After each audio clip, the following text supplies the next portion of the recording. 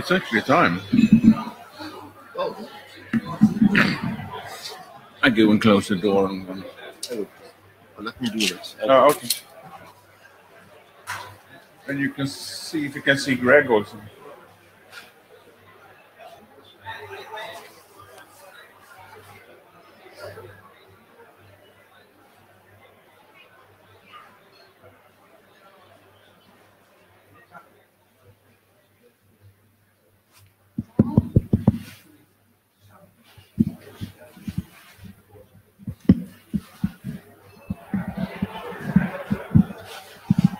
So it's obviously something with the brakes here in Bangkok.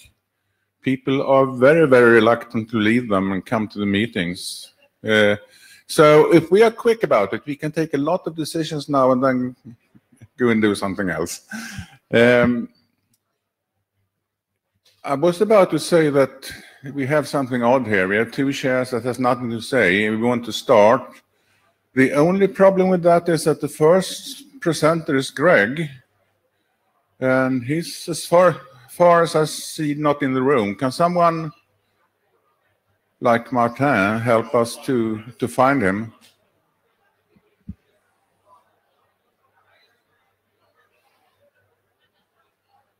I have one further comment. I presented a long list of Sleeping Beauties at the last meeting, at the meeting yesterday. I have got some response. I want more. I'm going to send the list out in the mail so you can review it and see if you have anything there.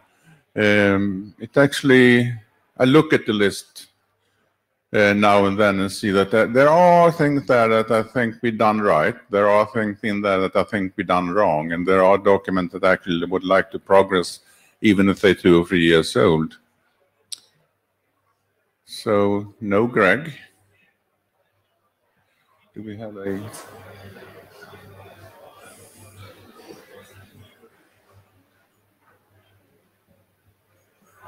Who's next?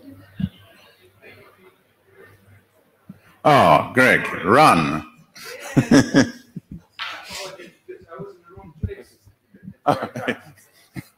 I've been that all morning. No, take your time. Do it.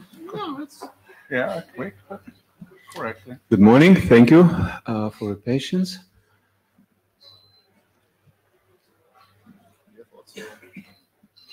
Somewhere. Oh, yeah.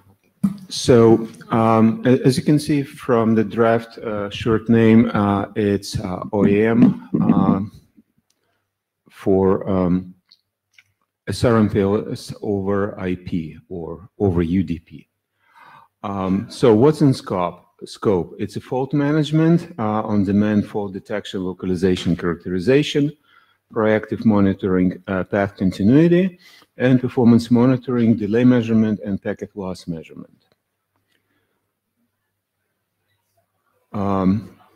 Fault management, so we have RFC 8287, which explains applicability of LSP ping for SRMPLS. And that pretty nicely describes ping and trace route over SRMPLS and works SRMPLS over IP seamlessly. Draft Mirsky Spring BFD so describes applicability of BFD over MPLS LSP in SRL MPLS domain. And again, there is no issues to use it for SRMPLS over IP. Both documents, RFC 8287 uses recommendation for 8089 IP UDP encapsulation. If someone is looking for non-IP encapsulation, then there is an issue with preserving source ID. Source ID can be preserved using IP address TLV proposed in draft that discusses MPLS applicability of point-to-multipoint BFD. Performance monitoring. RFC 6374, packet loss and delay measurement in MPLS networks, is entirely applicable to SR-MPLS, and there is no issues using it in SR-MPLS over IP. So the conclusion is that existing OEM mechanisms in MPLS networks, they work in SR-MPLS with very minor extension that doesn't require really a separate specification. But there are some other interesting issues coming from the fact that when we're doing SR-MPLS over IP, we're creating multi-segment tunnels. And with multi-segment tunnels, if we lose identity of the source, then there might be some interesting issues that I'm planning to explore and see what happens then. I discussed with one of the authors of SR-MPLS over IP whether there is a reason to have a separate document or have it as a section in SR-MPLS over IP document. But suggestion was that since this document is mature in close to a working group call, so probably it's not a good idea just to merge anything in and restart the discussion. If anything that will be of substance in this document, it can proceed as a separate document. So for now, welcome questions, comments, participation, contributions. Yes, please.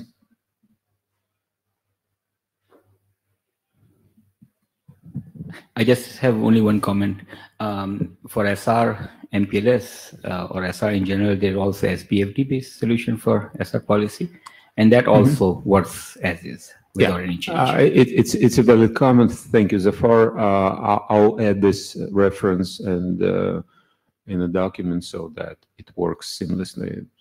Yes, I agree. Okay, thank you. Next is Zafar.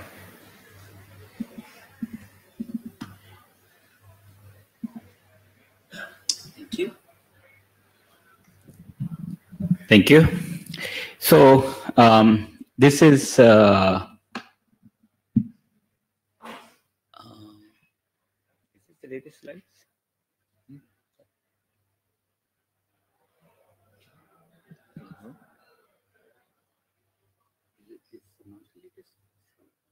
Not the latest slides. Yeah,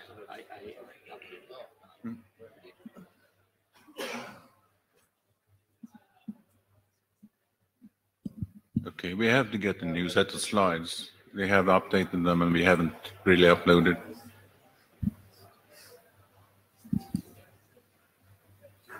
Thank you.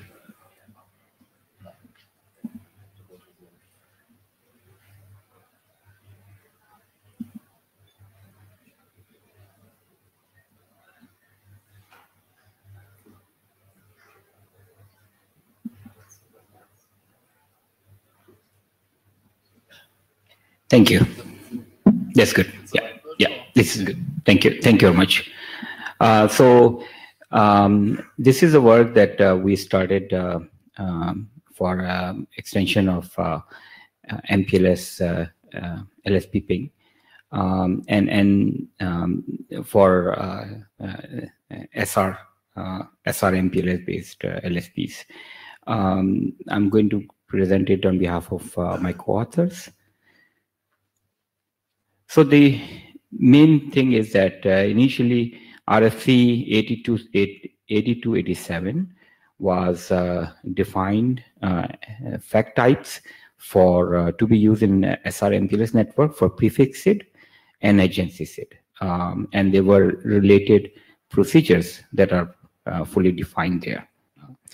This draft addresses some fact types that are not addressed in the base RFC 8287, Specifically, the base RFC doesn't talk about BGP prefix SID FAC. So we added a statement for that.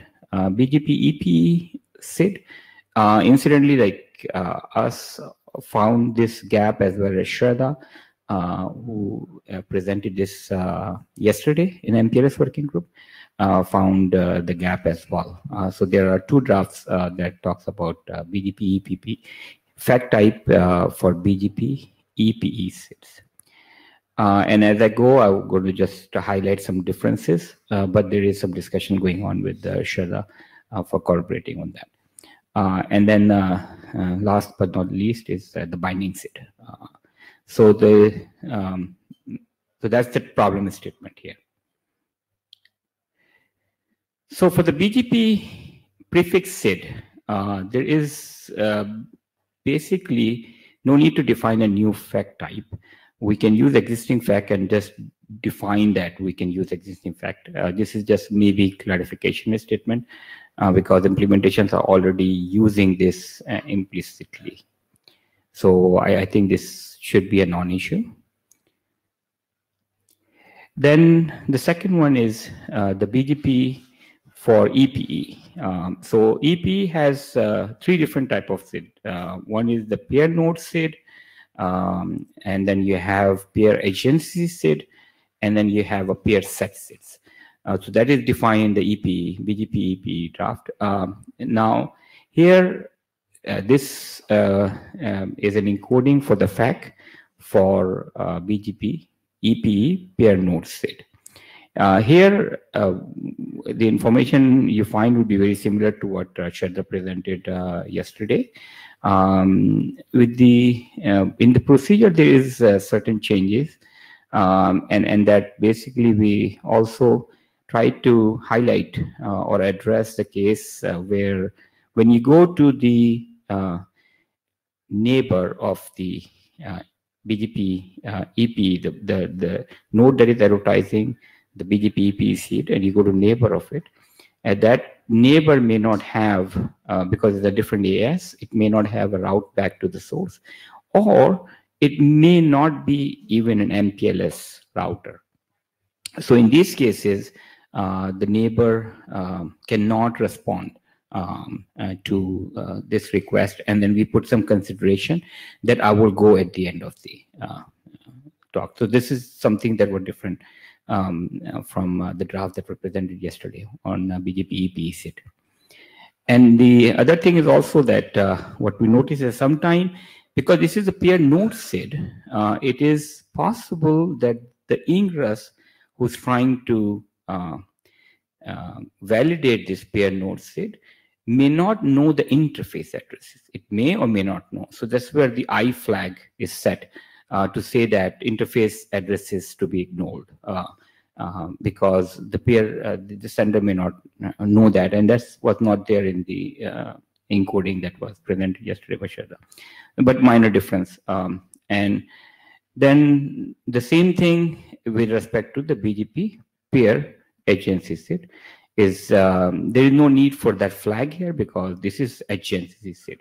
So you know the interface for sure. So you notice that there is no I flag in this case. But in terms of whether when you go to the peer agency, the problem still remains there. The peer agency, the BGP peer may be an IP router or may not have a route back to the source. And then last is the BGP peer set SID. So we had discussion just during last 2 hours in a spring working group with Shraddha or Mike, and she agreed that when we have the peer set SID, we need to basically we have the local information, the node that is advertising this peer set SID is the same entity. It's the node. So we don't have to repeat the local IDs, local router ID and the local AS in the encoding again and again. So what here is done is that is through defining these sub TLVs, which are actually encoded same way as previously encoded for the peer agency or as pair node, those can be carried for all the member that are part of the set. But these member may be in a different AS. So this is where this encoding can take care of that, because there is no one pair. All the pair doesn't have to be in the same remote AS. So that is addressed here as well. So so encoding is pretty straightforward and is almost similar or very close to share the draft. Then second or another SID type that we were addressing was the binding SID. So binding SID presents some interesting problem because or interesting question, which happen to be similar to questions that you will face if you have EP SID and you go to a router which is non-MPLS. So basically, and here is solution wise the same, but the question is that if you want to validate the binding SID, and if you set packet with the binding SID, then it's going to get switched into the tunnel, and the endpoint, the LSP will appear as IP at the node which is the last SID of the binding SID. So here we try to address that a way that we can get to the head end and just try to validate from that head end that do you have this binding SID, and the binding SID is identified by head end address, color, and the endpoint. So basically, the procedure wise, we say that if you just want to validate the binding SID and you don't want the packet to be switched to the egress of the binding SID, then you can set TTL of 1. And this is something is there in the base RFC is allowed, is used so that packet doesn't get switched. The innermost label packet set to 1 is mentioned, but what is not mentioned is that the fact validation. So in this procedure wise, what we'll be saying is that when node receives this binding SID and TTL is set to 1, so it basically validates that do I have against this label or binding SID, do I have a corresponding control plane state that matching my head end router ID, the color, and the endpoint in the fact. That's what the draft is saying. And then we can do the same thing when we know that the neighbor of EPE node, if the neighbor of the EPE node is an IP neighbor or it doesn't have route to the source, then we can terminate that on the polarity met hop by setting the TTL value to 1. And the fact validation would just be basically checking that if that particular SID is a local SID, any that would rise. So with that, we'd like to get your feedback. We actually was not sure whether this work will happen in spring or in MPLS working group, and these slides are made for the spring, same slides. So this would be really up to the chairs to decide where the help, where the work will go. And the second point is that we are talking with Shweta on the other draft on collaborating. So I think at the moment, maybe best is that we get the comments on the list and then ask chairs what is their opinion. Let's say, given that we agree, if we agree, would you go ahead and adopt the work or any guidance if you can provide? So can I ask who has read this draft? Almost a handful. I have a couple of questions. Can you go back to the first definition of the TLV? First one. Well, anyone would actually do, but this is the prefix. This is the existing TLV. Oh no, the next one. Yeah. This is the peer node. You have two You have 4 or 16 octets as. Oh, because the interface that you have with the interface that you would have with your BGP egress pair could be a IPv4 interface or IPv6. I understand. How do you know which one it is? I hope the answer is obvious, because I just don't miss it. I mean, that's something that the sender, if sender knows, then it puts there for the pair node SID, and if it doesn't know, then it put the I flag that I don't know, it's the address. So because this is really the FAQ is really pair node, so it should go to the correct node. I mean, from a FAQ definition point of view, it needs to land on the correct node. So that's where the I flag could be set. The I flag indicates whether it's in 4 octet or a 16 octet. No, the I flag says that whether it is to be ignored or to be considered. But I think your point is different. You're saying that how do I know that whether this is a 4 or 6, and that could be done by the LAN, or we can put something explicit.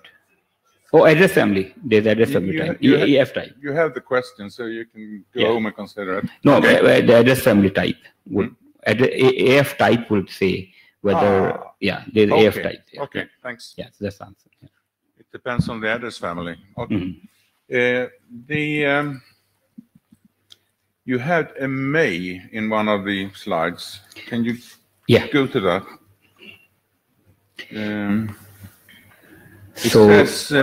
So for the wait a minute. So we have an OIM packet, and we say it may not be leaked out of the domain. I thought that there is a kind of a general rule that the OIM packet must not be leaked out of the domain. I would like you to consider what you should have here: may, should, or must. That sounds good. That's a good comment. Okay. No further questions from me. Anyone else? So we should coordinate with the Spring shares and see where this work goes. So I have a feeling I know where it will go, but we should make a decision on that. Okay. Sounds good. Thank you. Thank you. Thank you. And next is C.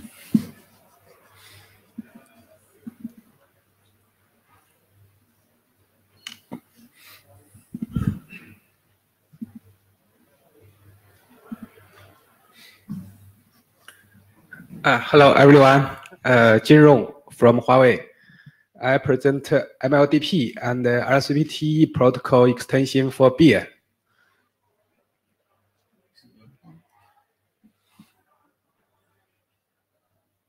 Okay. The two drafts has been updated to 01 version. Address the comments received from IETF101 about MBB, and also allow the comments on beer working group. They say the new defined FEC will need to overlay change. So I will also have some considerations on this.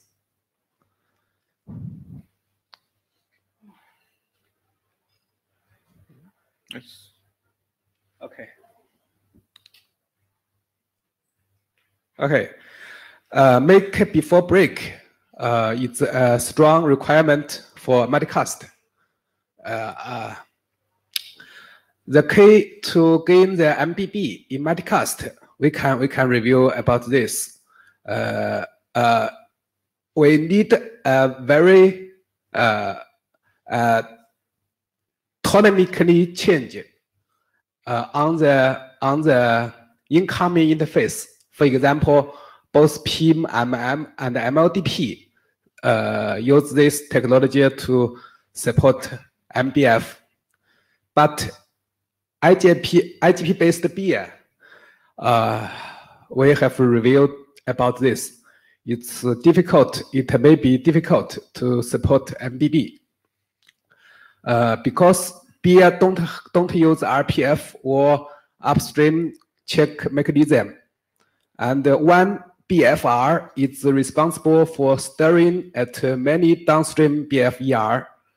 And different line cards may be responsible for different downstream BFER.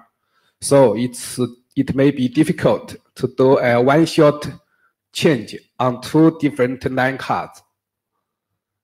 But it seems to be fairly easy for P2MP LSP based beer because the already defined mechanism is useful for building P2MP LSP just with a little extension with beer TLV. The key to the P2MP MBB is that a router allocates different labels for different upstream interfaces to the same P2MP FEC. So the MBB seems to be a significant benefit of this solution. And also one possible impact is that a change of forwarding bit mask need to be known through the path to the root. So the convergence may be slower than the normal P2MP LSP.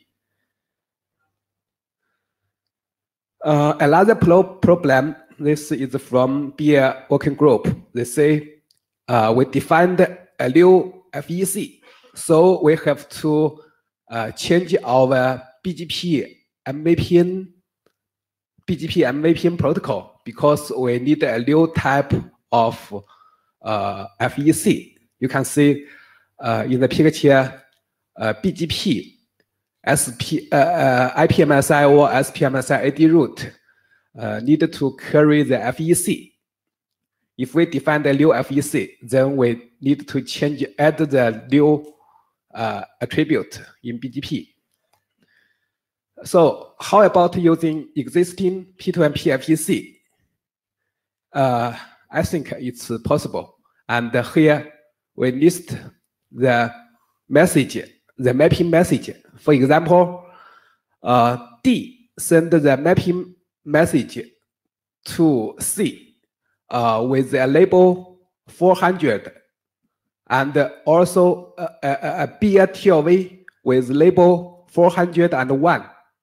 This label is for beer set 0, and the label 400 is for the inclusive P2MP talo.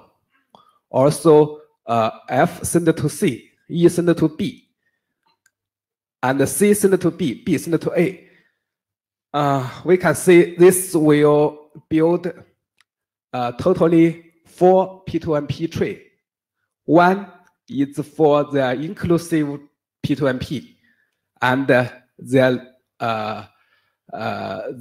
other 3 is for every beer set. For example, BFRID 1 is in set 0, BFRID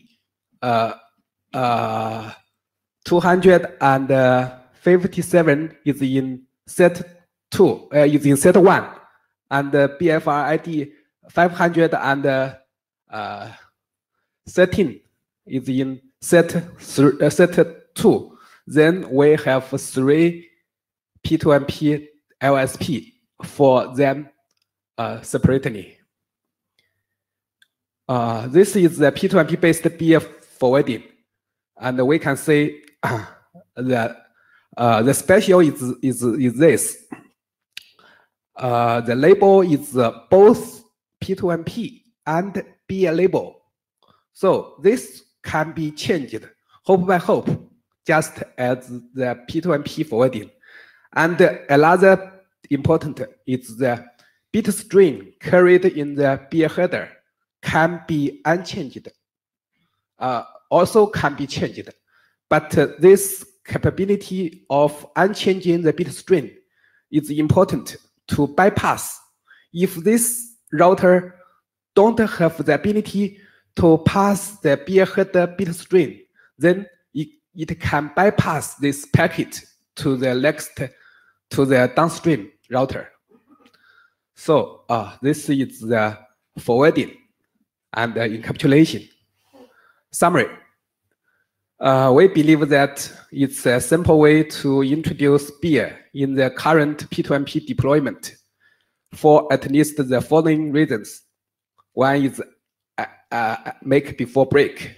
IGP beer may be very difficult to support. And the second is multi-AS beer deployment.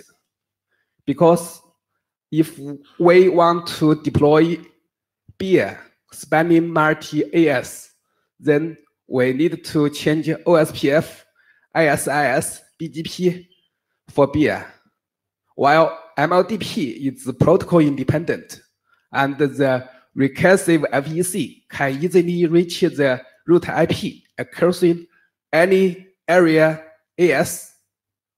And the second is bypassing. So many effort has been thrown into the bypassing of some beer-incapable routers, and turns out to be very complex and the side effect. But this simple way only need to extend the MLDP. And we leverage the already supported P2MP forwarding. So next step, we will update the MLDP beer extension using the original P2MP FEC instead of a new FEC type, and update the BLTLV accordingly. And also we plan to add the BLTLV used with recursive FEC for building inter-area P2MP LSP with beer. So that's it. Any comments? Hi, Tarek from Cisco. So my question is, we are signaling a P2MP LSP for every tree here, right? Yes. I think this is what you're presenting. It's not clear how how this compares to the existing P2MP LSPs signaling. Is it better? Is it equal? What are the advantages you're bringing in? That's one. And the other thing is, I sent an email on the alias, and I think you responded, but it wasn't clear your response. The architecture states that we shouldn't be creating states, control plane states, when we are forwarding this multicast tree in the core. And you are creating states in this case. Yes. So not sure how is it not violating or violating that assumption. Okay, thank you. The first question about comparison of this solution and the existing solution. I think the page have summarized this point. And for the second question about whether this solution violates the beer architecture, because there is some description in beer RFC or beer drafts that beer doesn't need any tree building protocol, but it is not a constraint. I'm sure it is not an assumption that beer want to kill P2MP or something. Also, there is text in the beer architecture RFC said it allow run beer over some multicast specific tree. The question is only that the multicast specific tree is built by MLDP or by IGP. IGP, of course, is possible, but MLDP is also an existing protocol that easy to be reused. So, summary, I don't think it violates any of the beer architecture. Tony P. Juniper. So architecture aside, human rationalization is a wonderful mechanism, but this goes pretty far.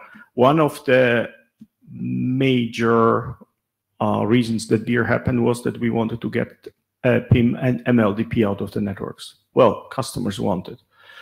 So if you now introduce MLDP to run beer to get rid of MLDP, you ended up in a pretty indefensible spot, but you know, good luck. Thank you.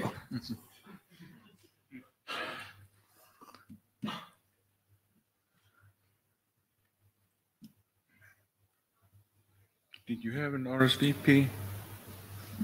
Did you have an RSVP draft also?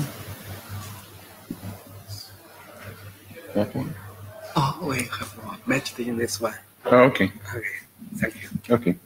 Thank you. Any other questions?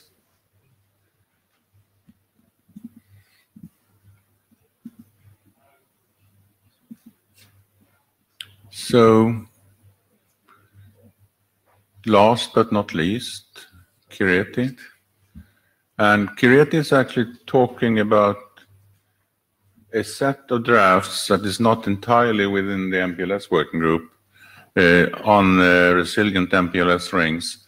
The reason I asked Kireti to do this is that we will need to do some type of coordination work in the working group chairs. Okay, thanks. Does this work? Sometimes? Yeah. Okay, yeah. So yeah, there are, the RMR drafts have now been spread over a few working groups. The base draft is in MPLS. There's some other drafts in MPLS, but there are some drafts in T's, and there's some drafts in, there's one draft in Spring. And there's also a draft that's missing that I'll talk about at the end. But these are the things that we want to make sure we have the right allocation, and that's where we want to keep them. And Lou at the back of the room is smiling away. So we have the base draft, and that's almost ready for a working group last call. There were some comments on the list that have been addressed. There is one small change that I want to make here, which is the set of supported signaling protocols for this has right now LDP and RSVP TE. It doesn't have a place for Spring. I understand that Spring is not a signaling protocol, but it's a way of creating LSPs, and we want to add that to this before we progress this to working group last call. The LDP extension draft is pretty much ready. There were several comments from the list, and I'm not going to go through the idea. I mean, hopefully you know what that is. But the basic idea for all of these drafts is that you create these two counter-rotating LSPs, and then you use the other direction in case the direction that you're going in doesn't work. So the LDP draft became a working group document in July. All the MPLS RT comments have been addressed. The diagrams have been corrected, and so there's a new version out. And so the next steps, according to authors, is that this is ready for working group last call. We believe this is the right place for this. This is the only place where we do LDP, so that at least is easy. There's a couple of drafts in T's. The RMR RSVP extension, and that's a working group document in T's. There is Jeffrey's document, which is a proposal for how to do point-to-multipoint with RMR using RSVP signaling. We believe that that should be in T's. We're open to, arm wrestling between the chairs, but that's where we think it should be. Comments? Not really a comment. It's just what we lack is just a decision. Okay. And yeah, I think kind of agree with that. We should go to T's. You're okay with that, Pawan? Okay. Thank you. So let the minutes state that Pawan is fine with that.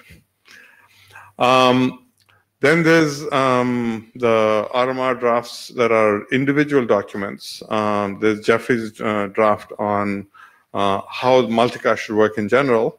A 0.0 version was presented at the last IETF. There's some feedback, and they still have to be incorporated, so they will be in the next version, at which point the authors will request that it becomes a working group document. So right now it's individual, and that stays in MPLS.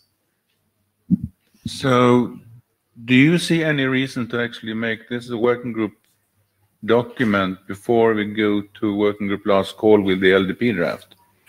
They're independent. This is multicast, LDP is unicast. And then, of course, the last draft that we have in the system is a very new draft that's in spring. It was presented for the first time. It was unfortunately a little hastily written, but there's definitely a lot of work that needs to be done. We think that it should belong in spring, but again, we have Bruno here. Do we have Rob? We have Bruno. Bruno's there. Everyone's pointing in the other direction. That's fine. So do we think this should be in spring?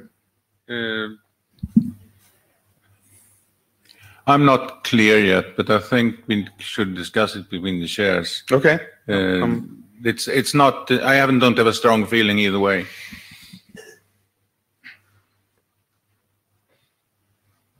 Bruno de Crane, Spring co-chair.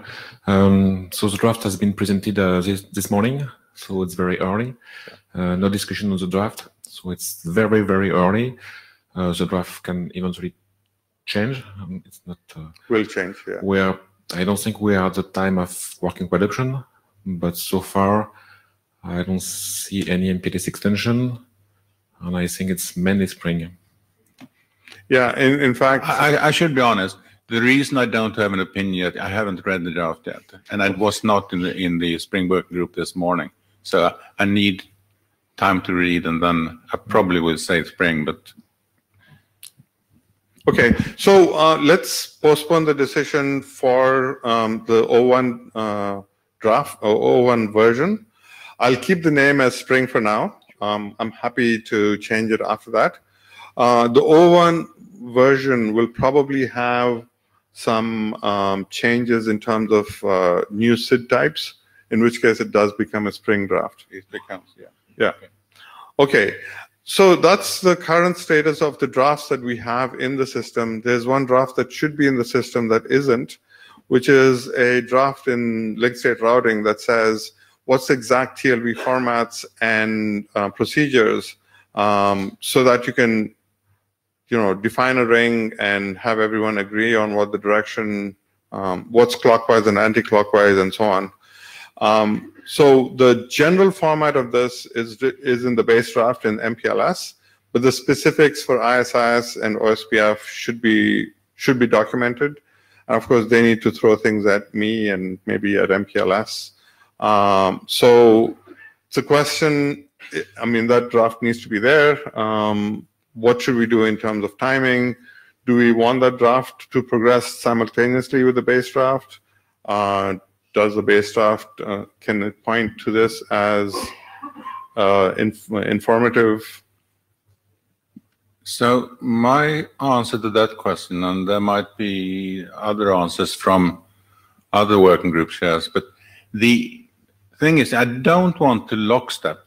No requirement, but I want them to progress as close together as possible, or reasonable, maybe. Yeah. Okay. Yeah. So there's not a whole lot to do there except to write it down. But I will. That will be done soon. Yes, before the next IETF, right? So that's basically the set of documents. So we have the base document in MPLS and a few other documents in MPLS. A couple of documents in TEAS, one in Spring, and then one in LSR. Okay, questions to Kireti? People are hungry. Okay, yeah, I get it. Okay, they're going to run for food as soon as we close the meeting. I have one more thing. The RMR LDP extensions are, as Kireti said, almost ready for working group last call. I think it's a little bit premature. I would like to see some more discussion on that. So please go home, read the draft, comment on the list, and hopefully we can go for a working group last call after Prague. Yeah. Yeah. Okay. I will also poke Santosh to start the conversation. Yeah. Okay. And Dan, I'm happy you're shaking your head because I don't want negative comments on the draft. Okay. So, and then for the RMR, I will do one more, the base draft, I'll do one more version, and then we should be ready to go for that one as well. Okay. Thank you. Thank you. Any comments on this from the Spring and Tees working group chairs? Or was something we missed? So Pavan shaking his head. I don't see Bruno. You're okay with this as it is? Okay. I think this was the last presentation for today and for the MPLS in Bangkok. See you all in Prague. Safe trips home and safe trips to Prague, and have a good time and review our drafts. Thank you. I have one more thing. Blue sheets. Can you pass them forward?